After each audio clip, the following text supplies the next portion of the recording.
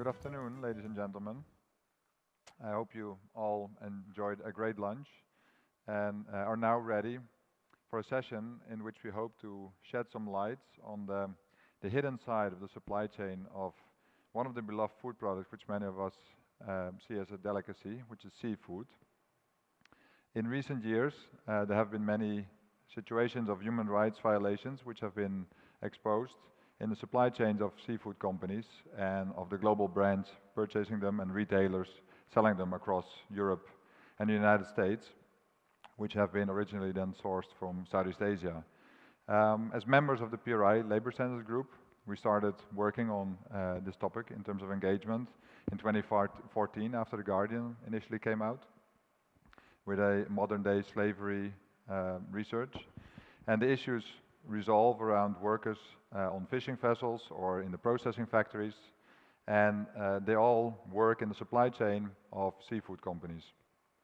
A vast majority of these workers are migrant workers, either from Myanmar, Cambodia or Laos, when you're looking at Thailand specifically, but it's an issue which permeates through all of Asia. So you would also have Thai workers going to other countries to work in their seafood processing. So many of these migrant workers get trafficked into the country and end up either in bonded labor to pay off the debts for being trafficked here, or even worse, they're sold to boat operators and basically working as slaves, often even up to 18 months out at sea, while there is ships, transshipment vessels, which will bring gasoline and food and other provisions to the boats, while they're kept at sea working, often up to 20 hours a day, beaten by boat operators, and really under very grave circumstances, without ultimately getting paid for the work they're doing. With our panel today, we'll explore the issue, look at potential solutions, and also progress which has been made to date. As we have witnessed during our engagement, there are companies, and we have one of them represented here in the panel today, who really have taken a lot of proactive steps to address all of these violations. And we hope to give you some insights in the key challenges for companies in our portfolios and for investors to take action to resolve these issues. My name is Peter van der Werf. I'm an engagement specialist for Robeco and RobecoSAM, and I've engaged with these companies over the couple of years together with other investors under the PRI. And I'm delighted to introduce our panel today, which I think represents a very broad range of stakeholders, all working together on abolishing modern-day slavery in seafood. To introduce the panelists, we have here as the first one to the left, Valentina Gurney. She's the Associate Program Director for the Interfaith Center of Corporate Responsibility, which is a group of 300 faith-based and SRI investors from the US. And she manages a shareholder advocacy campaign for these investors to engage companies to adopt and implement a fair hiring and recruiting policy to confront slavery and trafficking in the global supply chains. She visited Thailand in 2014 to do a research on the fate of migrant workers in both seafood and other labor-intensive industries. Then second to the left is Andy Hall. He's an international affairs advisor for the Migrant Worker Rights Network. And Andy has been residing now in Thailand and Myanmar for over a decade.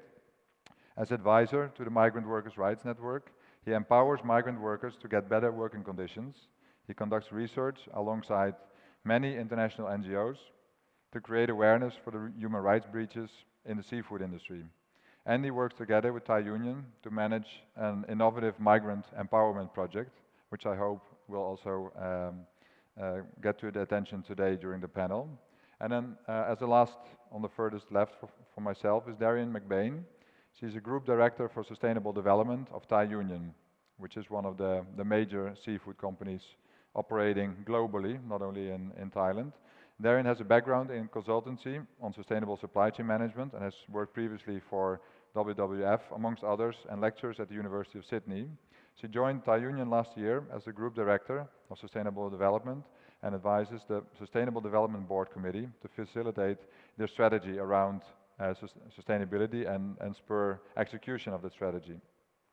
As group director, she reports on a quarterly basis to the global leadership team, as well as being member of the risk management committee for Thai Union. And with that, I would like to start our panel discussion. Andy, as a first question, which I would like to put forward to you, what do you see as the root causes of the human rights issues that are systemic for the seafood industry? Okay, well, I start from a very broad perspective first. I mean, a lot of the issues that are facing workers in the seafood industry stem from conflict, civil war, dictatorship, land grabbing, climate change, you know. So a lot of the workers, if we look, for instance, in Thailand, a lot of migrant workers, they're coming from countries that are very politically and civilly unstable. That is obviously one of the base factors for all of this. It means that there's an increased tolerance to abuse or exploitation. And it means there's more an acceptance of the abuse as normal for the people because they're fleeing a very poor situation. It also creates a situation of forced migration, which leads to those people coming into the seafood industry. The global supply chain also is creating a lot of factors that are leading to exploitation. There's a lot of deadlines or surges in need for the food. For instance, seafood, you know, it's not always stable and it can create a lot of insecure working arrangements. Sometimes there's orders, sometimes there's not orders, and that will impact the workers who will essentially have insecure work. A lot of cost competition, you know, to try to drive down the prices. So we see in Thailand now, most of the workers in the seafood sector are migrants who are willing to take a lot less money or a lot less pay than the native Thais now. And so even though the labor costs are very small, proportion of the production costs, still that competition, it pushes down the price and it leads to more risks of exploitation. Thirdly, if we look at the seafood supply chain, it's a massive chain of subcontracting, you know, multiple suppliers, multiple agents, very little transparency, so very few companies would put on the internet or put on in their reports where their fish comes from. There's not a clear list of people who are supplying, and that leads to issues of the fact the companies themselves don't know because of the lack of transparency, the lack of traceability in their own supply chains, which has been something we've started to see changing these days. And then we also have, within the global supply chain, still a problem of ineffective audits, which I think we're going to discuss later. One of the main issues for all this abuse is, we can say, is a breakdown of the rule of law in the countries concerned, you know. Rule of law in that sometimes the laws actually don't even cover or protect the workers. If we look at the fishing boats, for instance, in Thailand, in many places around the world, the fishing boats are actually, or were not actually, covered by the labour protection laws. So there's actually no laws in place to govern this kind of abuse that's occurring. And then you also have migration issues. You know, in the context of the rule of law, you don't have any clear migration policies. So just to give some examples, you know, in Thailand where I work, before recently, I mean, 99% of workers who were coming into Thailand to work in the seafood sector were smuggled or trafficked into the country. There was no formal way to come as a low-skilled worker into the seafood sector. There was no policy, there was no law, there was no system. So there was nothing. And then you take into that account that sometimes you'll have laws or you'll have policies, but there's this rampant corruption in the industry, and we see that a lot in the seafood industry, where this corruption, whether it be government officials or agents or brokers, and then even if you have a law, you have a very limited enforcement of that law. So the rule of law is a big issue. When people talk about abuses in the seafood supply chain, what causes it on the ground level? For me, it's all about recruitment. It's all about unethical recruitment, how the workers get into the seafood factories, into the peeling sheds, onto the boats. Rampant abuse in the recruitment process, and many of the abuses that we see workers suffering in the seafood industry today are coming from the way in which they were recruited into the industry, and that is a huge issue. All the costs fall on the workers, 100% of the costs fall on the workers. They're deceived. So many subcontractors, sometimes one worker coming into a factory, they can pass through the hands of 4 or 5 or 6 or even 10 agents, so that's a big problem. And another big issue is social dialogue, or there's no social dialogue in the seafood industry in many countries. There's no unions, there's no empowerment, there's no knowledge, there's no rights awareness. So there's no dialogue between the employer and the workers, which means the workers are essentially incredibly powerful in the whole situation. And then I think finally, the position of human rights defenders, as I know personally, to stand up and fight against these situations in these kind of industries is incredibly dangerous. And it's very difficult for human rights defenders to come out when you don't have an organized workforce, you don't have a worker voice and defend workers because of the risks of criminal defamation or court cases, or even in extreme examples in some parts of the world, assassinations and murders that come from people who are standing up for these kind of rights abuses. So I think that's some of the main reasons why the workers are suffering the rights abuses in the sector. Thank you. Yeah, that's I think a very clear overview of really a lot of multiple layers which comprise the issues around human rights. Darian, could you explain what kind of issues you've faced with Thai Union, and also the kind of steps you've been taken over the last couple of years?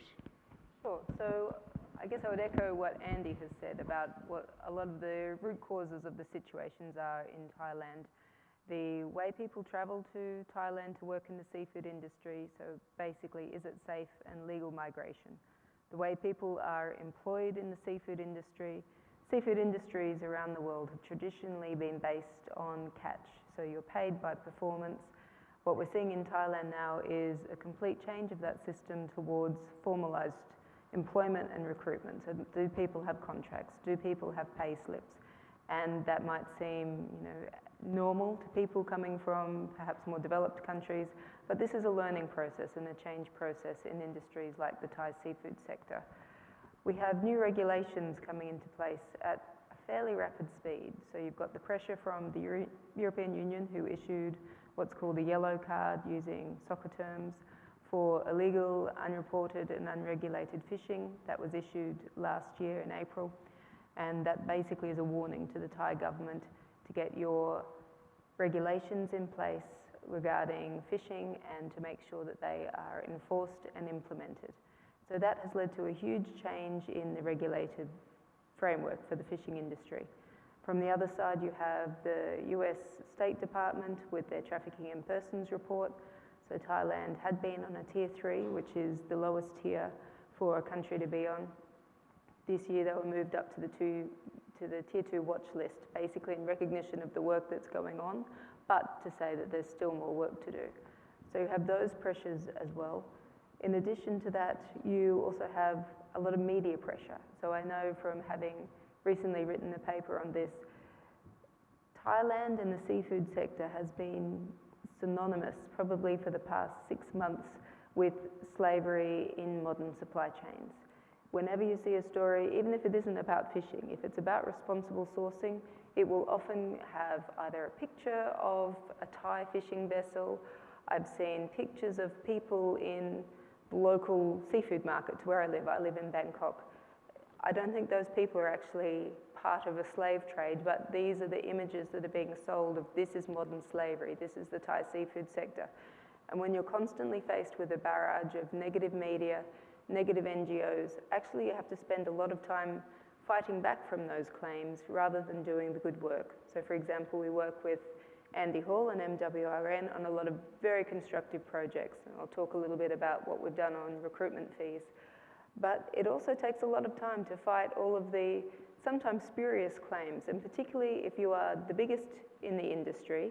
And I must say, we only source around 3% of our seafood from Thailand.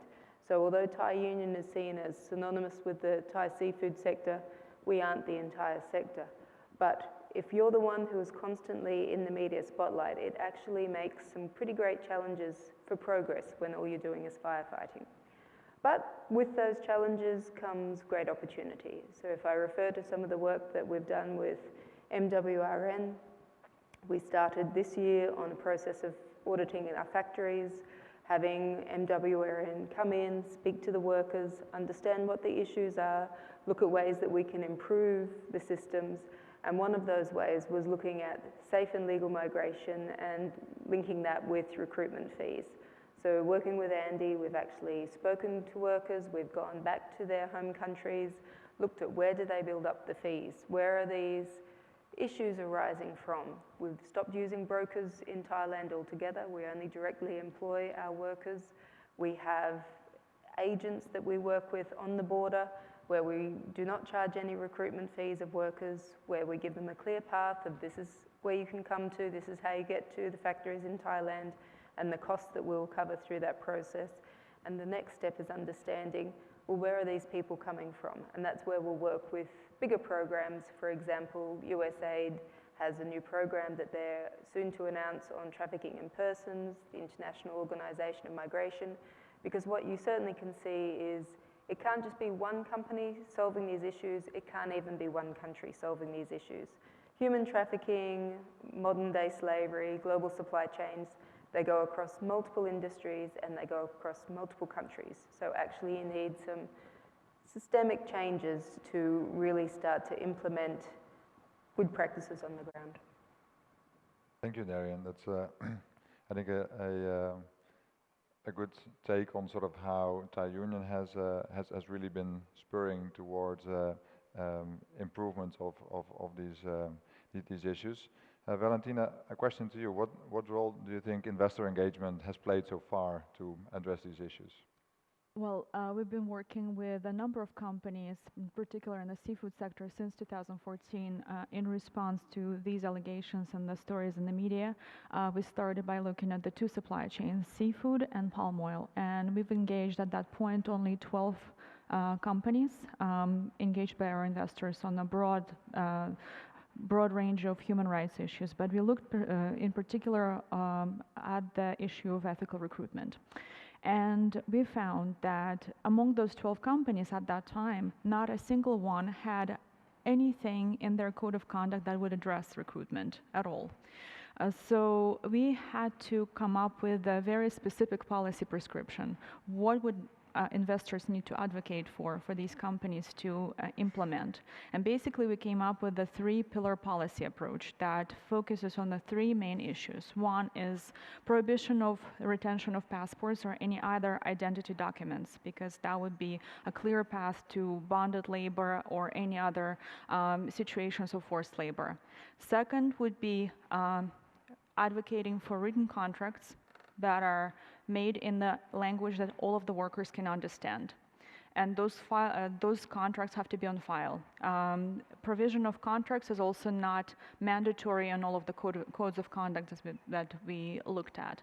And thirdly, of course, the recruitment fees. Employer always pays.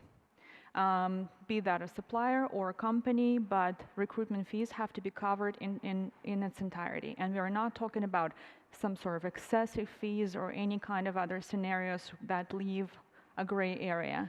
It has to be very clear. No recruitment fees should be borne by the employee. So those three things. And then subsequently, I also looked at the problem of ethical recruitment by taking a research trip to Thailand, where we wanted to understand the nature of recruitment. We wanted to see how brokers operate, what exactly is a fee, of what kind of components do those fees have, and really where the responsibility should fall. We were really, it was a very challenging project, and we were really flabbergasted when we found the results. And the results were that there is such an array of recruiters. And it's an old system, and in Asia and not just in Asia, but right now in the developing world, most most recruitment is done through labor brokers, and it's not going anywhere. It will not go anywhere ever. We can't really systematize it. We can't control it. But companies like Thai Union can take steps to develop systems where they recruit directly, when they understand what their labor surges are, when they happen, and they recruit directly. With those labor brokers, we looked at different scenarios also, and we found out that it's not just the seafood sector. It's every sector that has a minimum wage job that would use those workers that come through labor brokers.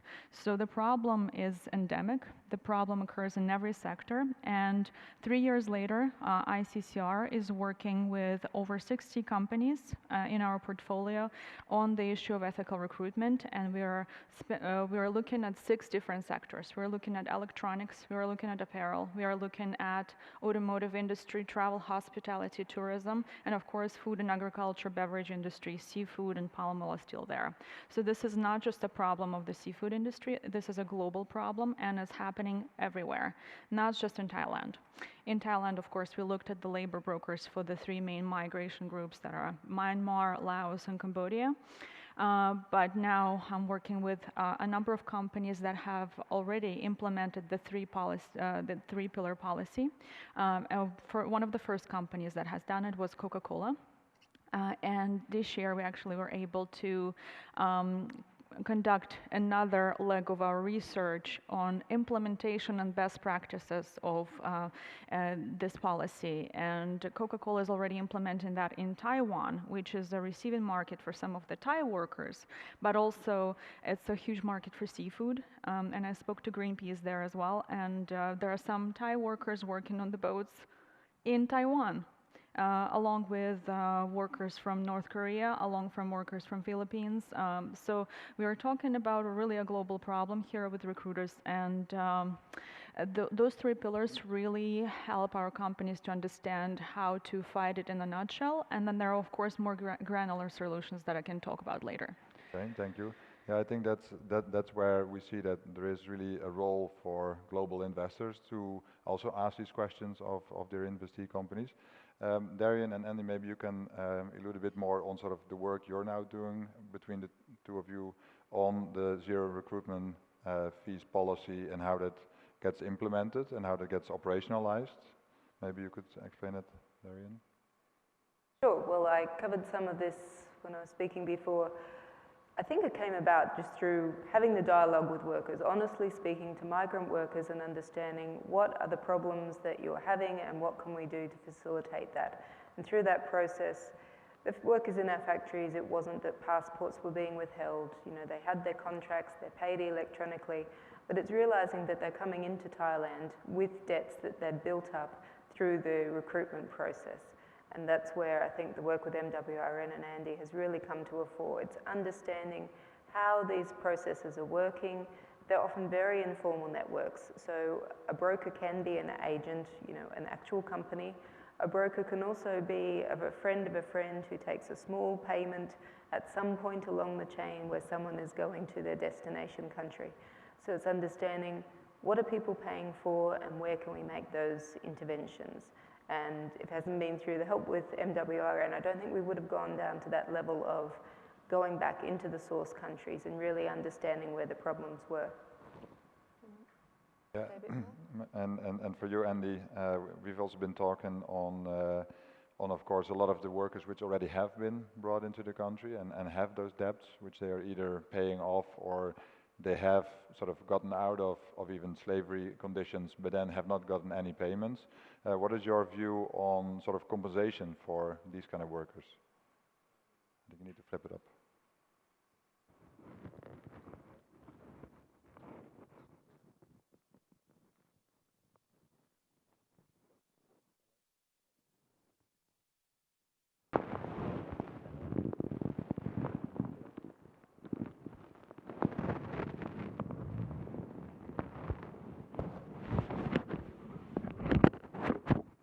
Let's tell your old mic working.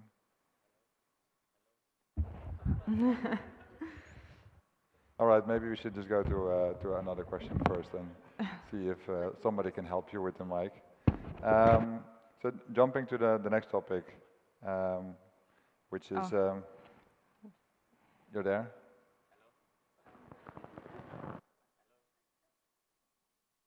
Hello? Okay. Yes, very good. What was the Thanks. question? Okay, so, I remember. on compensation. Okay, the big issue about compensation is who is responsible, you know.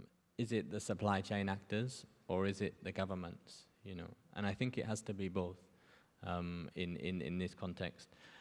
And what are the compensation mechanisms? Do you go to a court, you know? A court is incredibly challenging and it takes a long time for very transient workers, people who are they're not empowered, they don't have time, they need to earn money. Or you have non-court proceedings, maybe you have some kind of informal proceedings which can be very quick, but maybe, you know, the worker doesn't have legal representation or they're working on the goodwill of a company, so the compensation they get is a lot lower. In reality, you know, in my experience, victims get almost nothing in the end, you know, very little compensation that's coming out of that. And I think that one of the really good examples is the big AP story that was done on fishing in Indonesia, when they uncovered thousands of slaves or people who were forced into the fishing industry. And once this came to light, there was a huge rescue mission to bring these people back from Indonesia to Myanmar, to Cambodia, to many countries. And they were rescued, which is very important. But the amount of compensation that they got was incredibly small, given the global exposure of this issue. Another issue was, in terms of Thai Union themselves, there was a big feature that AP did a story on a peeling shed that was linked to Thai Union and other companies. And there was a big raid, and it was covered in the media. And then many months later, the workers actually were incarcerated, some against their will, in a shelter, in a trafficking shelter. So, you know, they were rescued, but, you know, whilst some of the workers were given good work, Thai Union supported them, some of the other companies supported them, but some of them ended up essentially incarcerated in trafficking shelters, which is a big problem because the trafficking system, you know, in Thailand or in other countries can be very punitive, or it can be a system whereby it's an irregular worker, so they have to be locked up, they have to be incarcerated, they have to be detained, or they have a lot of limits put on their freedom. I'm working on a big case now, which is a case of 14 chicken workers in Thailand who alleged that they were subject to forced labor, and this has become a very international case. Until now, we have had almost no support, even though it's involving all customers overseas, different buyers, different suppliers, different retailers.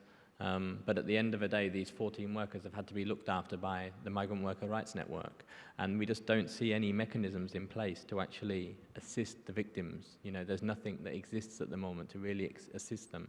And I think this comes down to the need to have some kind of multi-stakeholder fund, you know. When this issue came in, the AP story in the seafood industry, that surely there should have been some kind of mechanism set up to compensate these workers that involved all the supply chain actors, not just the person who owned the fishing boat, you know, but all the way back. And I think this comes back to the UN guiding principles on business and human rights, which is that essentially it is the responsibility of the supply chain actors, particularly those at the top of the supply chain who are selling their goods. They have a responsibility to ensure that the workers are not only protected and respected, but also remedied. And I think that we see very few mechanisms in place in the world today to actually remedy workers who are victims of exploitation. And of course, remedy, as I said, it needs to involve governments. So we need to put pressure on governments to provide effective remedies for people who are victims. And we need to put pressure on, you know, shelters and, you know, to change employer and to get new work and to get access to justice. But we need to put a lot of pressure on those supply chain actors. And I think that at the moment, we can really say that there's very few people who are doing that. I mean, we've done some cases with Thai Union, where we've had some very effective remedy of workers who have been exploited within the Thai Union supply chain that we've dealt with. And recently we've seen some of the, for instance, in the chicken case, interestingly enough, we've had most support from the tuna industry, because the tuna industry buys chicken to process into pet food. And the tuna industry is more aware of corporate social responsibility needs. So we've actually seen the tuna industry providing more support than the chicken industry in Thailand, because the chicken industry in Thailand is not so aware of corporate social responsibility issues. So I think there's a massive need, and really at the moment, the victims who are the subject of this intense debate in the room today, you know, in the media, they really are still not getting almost anything in terms of compensation, and that's a real need that needs to be addressed. Okay. Thanks, Andy. Yeah, I think there is a need for global action. We've also discussed sort of similarities to, for instance, the Bangladesh Accord and some of the payment schemes which have been set up, which might be an avenue to explore. Going back to the issues really in seafood. So we have, of course, the direct operations for Thai Union, and then we have a lot of the work which is in the supply chain. Could you explain to your extent how successful the efforts have been to increase visibility and traceability in the supply chain for Thai Union? I think the efforts for traceability are vital, and we know a lot more about our supply chains now than we did perhaps a few years ago. So traceability back to the source is one of the key programs that we have, and that means going to the vessels, it means going to the farms and understanding those processes. But to, I think, Andy's point, these supply chains are vast, they're complex, and it does take time. So if you're looking for a turnaround for fully audited third, fourth, fifth tiers, it takes a few years and a lot of investment and a lot of people working together. First tier we can get to fairly quickly, so that's our direct suppliers, but often you find the labour abuses are taking place further and further along the supply chain, and that's what takes really the whole culture change and looking at what the issues are. On vessels, there was really groundbreaking work that took place with the Shrimp Sustainable Supply Chain Task Force that was set up after the Guardian expose in 2014 on the vessels that were out to sea and kept workers sometimes for years at a time. Those vessels were catching fish that was being sent to Thailand, that was then being processed into fish meal that goes into the shrimp feed supply chain. So with the Shrimp Sustainable Supply Chain Task Force, Thai Union and other members went through the process of auditing the labour standards of the whole shrimp feed supply chain. So those were some of the first audits that took place of vessels, of the workers on vessels, with the captains to understand what are the labour conditions and are the laws being met, are we meeting the expectations that we want, and going all the way along that supply chain. And that work is now going across the whole Thai fleet, really, looking at all of the different conditions on the vessels and in different parts of the supply chain. So I definitely see there's a lot of progress happening in Thailand, but as I think we also referred to before, these issues are not unique to Thailand. They're also not unique to the seafood industry. So we also have to work on taking the lessons learned in Thailand and applying them to other countries in the region and also other sectors. Thank you, Darian. Yeah, I think that's also what Valentina was alluding on before, that there is really a lot of supply chains which are faced with those issues. In preparation, Andy, we discussed a bit on sort of the limitations for the audit system and your views on how companies could improve from going sort of on a snapshot basis, looking what's happening, to more proactive programs. Could you give some insights to that? Okay.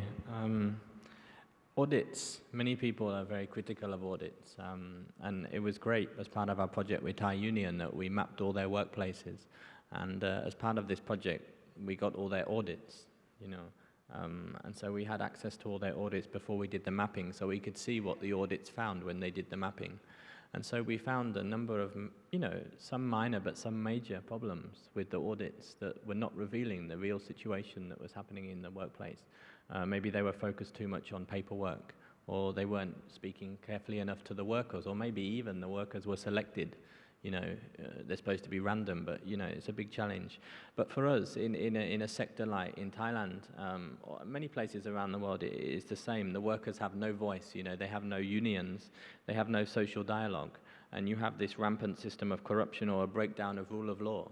So the audits can really be an incredibly important tool for getting the real information about what's happening in the workplace direct to the company, which you couldn't get in any other way.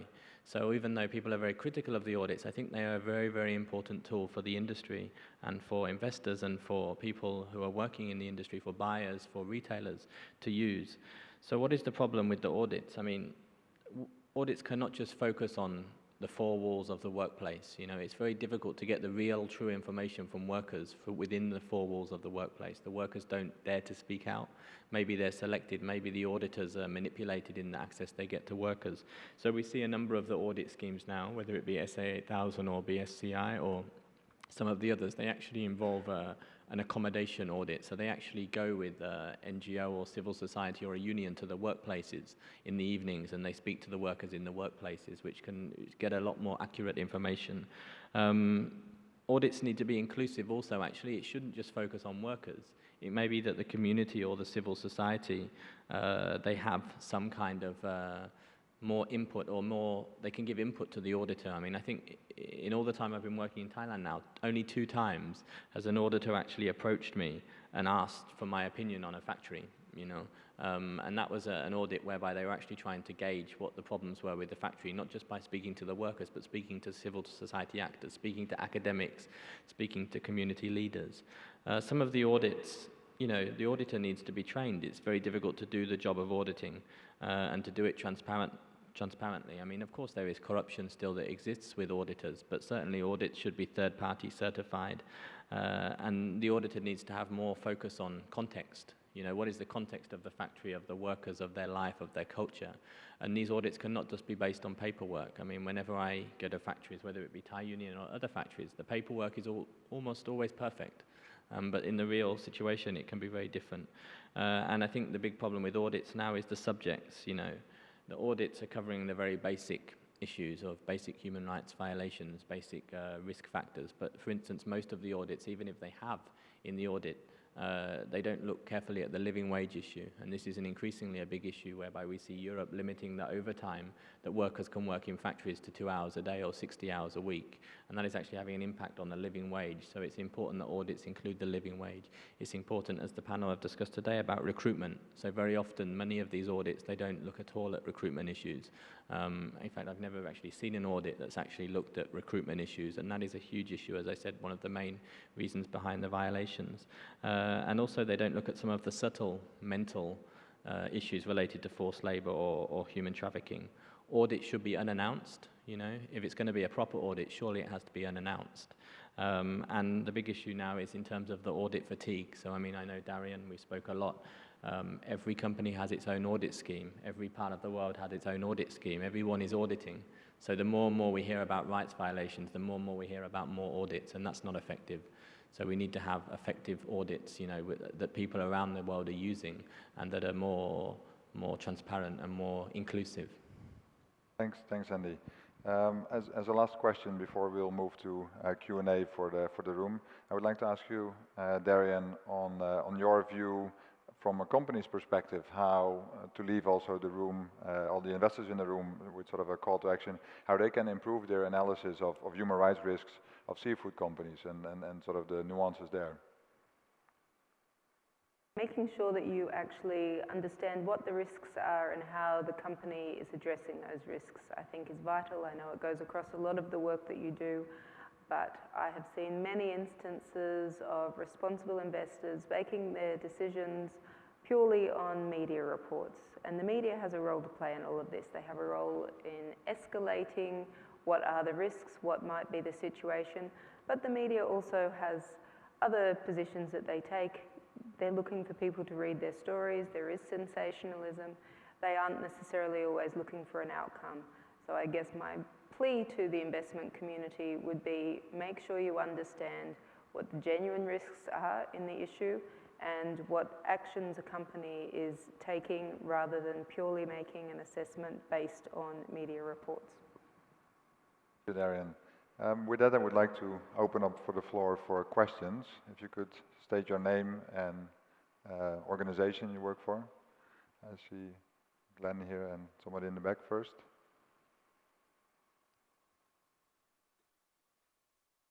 Hi there, Duncan Patterson from CARE ESG Research in Australia. Peter, you must be excellent at engagement. You kept asking the questions I was about to ask. Thankfully, I had a couple more in my back pocket. I'd like to ask Valentina her thoughts on the effectiveness of engagement with seafood companies on these topics, more around the business model and how much actually paying a living wage or an effective wage would impact on the value of the investment in the company and the company's actual business model. And then, Darian, you've got a very complex job. I don't envy you the task. I'd be interested in hearing about, I believe it was the gig peeling factory. I'd be interested in hearing about the role that the people upstream from you, the major retailers in Australia who are anxious about that scenario, how much talking upwards do you have to do as well as managing downwards in the supply chain? I'll respond to the business model first. So we were able to engage a number of companies on seafood, and of course some of the actions that were taken were partly related to the media pressure in Thailand.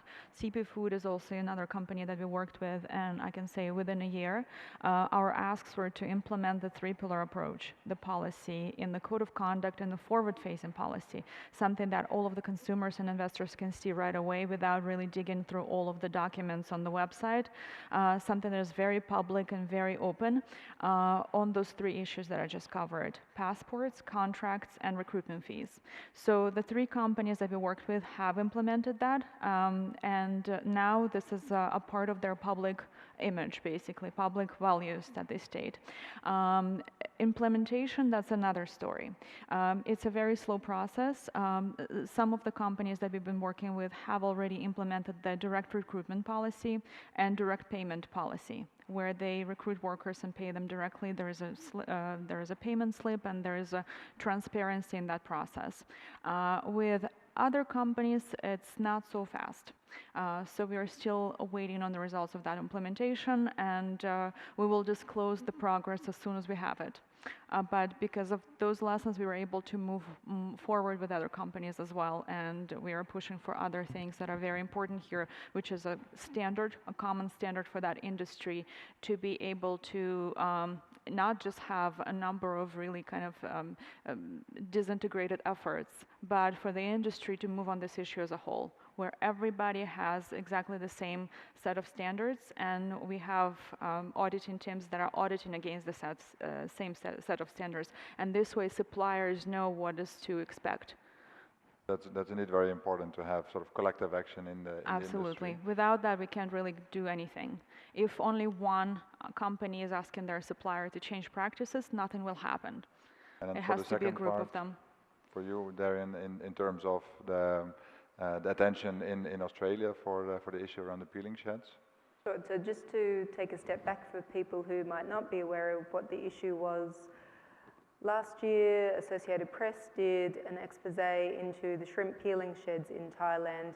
What peeling sheds do is basically take the heads and the tails off a shrimp before it's then sent to further processing in a factory like at Thai Union. Thai Union, coming to focus on what we did, we had already been in the process of bringing all of those workers in-house. Our own in-house audits had found that there was a high likelihood of workers being irregular, not receiving pay, of brokers exploiting those workers in the peeling sheds, and we'd already made the decision we need to bring all of those workers within our own activities. So when the AP story broke last December, we were already partway through that, and then we sped up the process. We brought all of those workers in-house. We employed around 1,200 additional workers, and we worked with Andy and MWRN so they could help us talk to the workers to make sure that they were safely and legally employed and that they were in a much better position than they had been previously.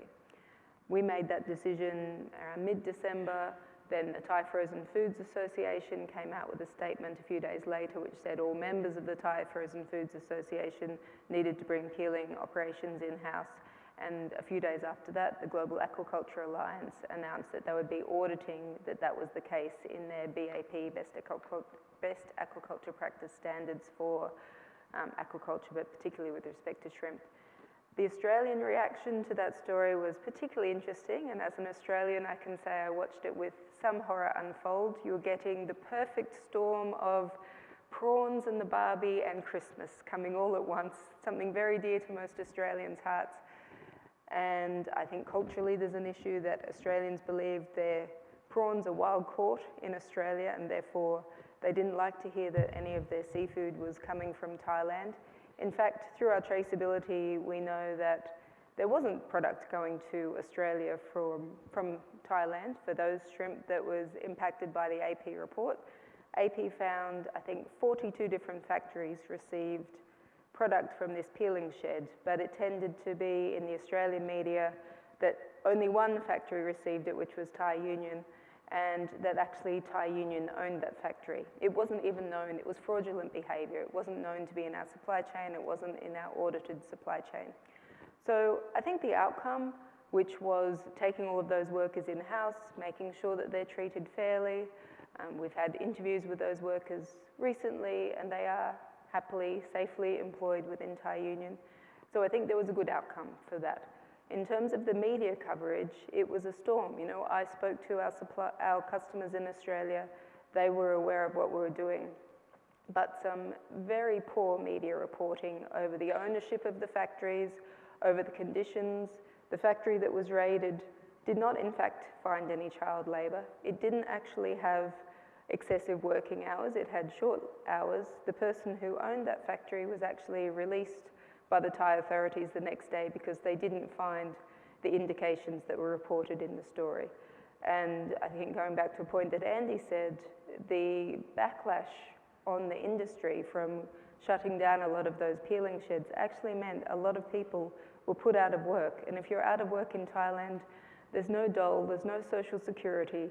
You know, those people needed to have jobs. And so a lot of people were put into a very precarious situation through very fast changes in circumstance. And part of that was, I think, some irresponsible reactions in different parts of the supply chain. And so you do need to think about, as you take these steps, what's happening to the individuals and the workers. You know, these are their livelihoods, it's not just in theory. Thank you, Darian. I saw a question here from Glenn at the front. I know if there's a microphone available, thank you.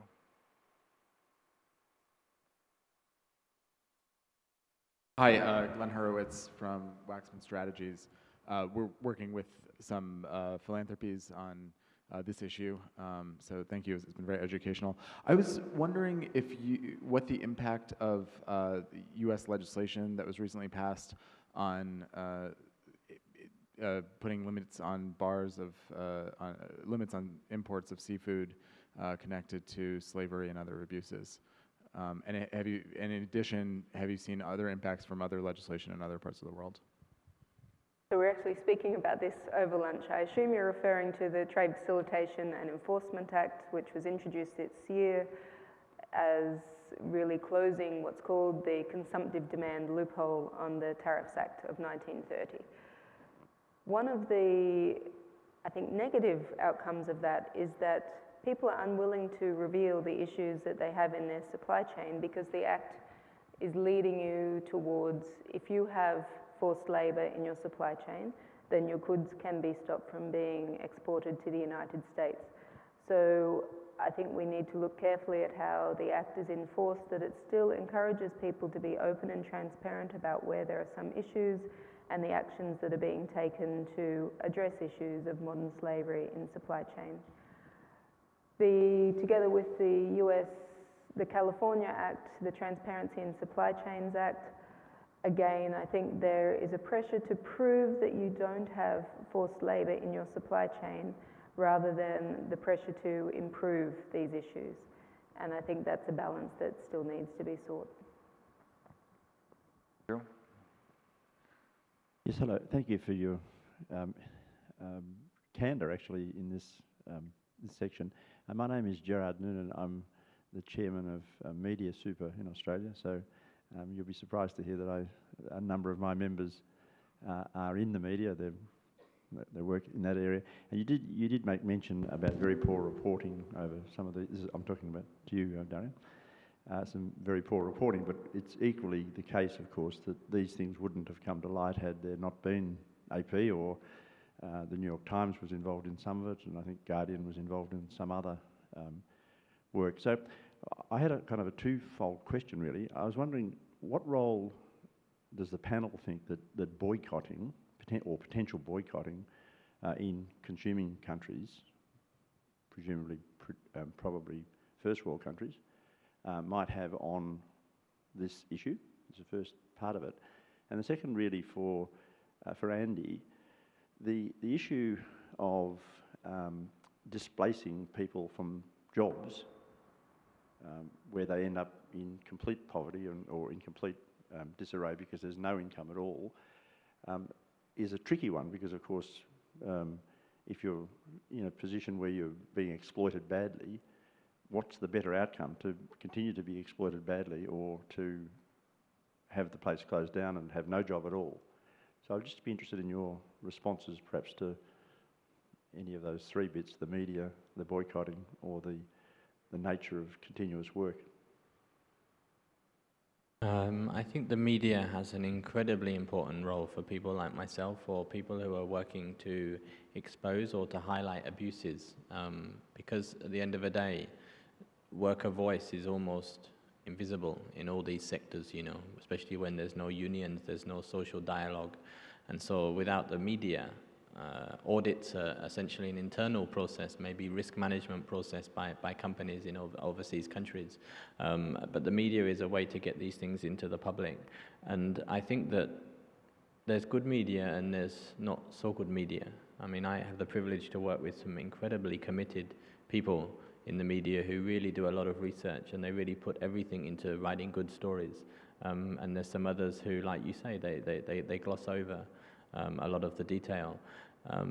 But the media is incredibly important, and we saw that in the seafood industry. I've been working with media for many years, and we saw that with the chicken industry now in Thailand. You know, the pressure that comes from the media really brings change. And that's very important to bring to people's attention these problems. In terms of the boycotts, I mean, as a Migrant Worker Rights Network, we've never, you know, said that anything should be boycotted. And it's never been necessary, because we've always found that the pressure that comes on these companies to act means that there's positive improvements. Like Darian did talk about the issue of the peeling sheds being bought in-house. I mean, that was a policy decision by the industry that had some very negative impacts on workers, but it also had some positive impacts in the long term on workers. And I think that it's really important that the problem is really, and I think Darian said, is that these things can't be changed overnight.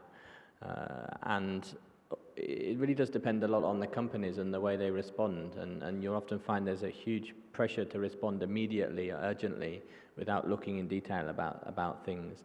And all that information is essentially inside the company. So I mean, for instance, in Thailand, we have some information that suggests some very big seafood companies have started doing a lot more in Vietnam or Bangladesh, or shifting their supplies. But civil society, it's very difficult to monitor these things. So I think the media also has an important role to monitor the response to their articles also. So once the article comes out, once the story comes out, it's really necessary to go back and look. What were the changes? How were they positive? How were they negative? Has there been a shift? Because it may just be that companies who are not ethically minded will just shift the production chain, or will shift the part of the abuse. They'll shift it somewhere else. So I think it's really important to monitor, you know, the responses. But the media is incredibly important, but the response is also very important. And often the response or the detail of the response is lost. People just forget about it very quickly. So that's an issue that needs a lot of attention. Thank you, Andy. As we are getting to the end of the time of this session, I would like to leave you as investors in the room here with a call to action, as this is one of our impact roundtables, to join the PRI Collaborative Engagement Working Group on Labor Standards in the Agricultural Supply Chain.